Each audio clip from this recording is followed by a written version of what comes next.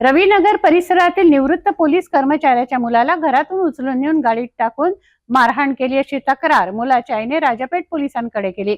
या तक्रारीवरून पोलिसांनी कारवाई करून 7 आरोपींवर गंभीर स्वरूपाचे गुन्हे दाखल केले आहेत व 2 आरोपींना अटक केली आहे। रविनगर येथील एका महिलेने आपल्या मुलाचं अपहरण केल्याची तक्रार राजापेठ पोलिसांकडे केली।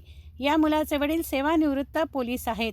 मुलाच्या आईच्या तक्रारीवरून राजापेठ पोलिसांनी कारवाई करून 2 आरोपींना अटक केली आहे।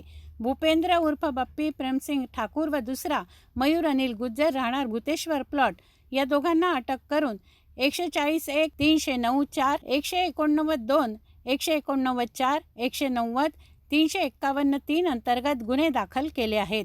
क्षुल्लक गोष्टींवरून मोठमोठे गुन्हे घडत असल्याचं समोर येत आहे। या प्रकरणात आरोपीचा पुतण्या व अपहृत मुलगा यांचा वाद झाला होता। तेवढ्यावरून मुलाच्या काकाने शिवीगाळ करून त्या सेवानिवृत्त पोलिसाच्या मुलाचं अपहरण केलं।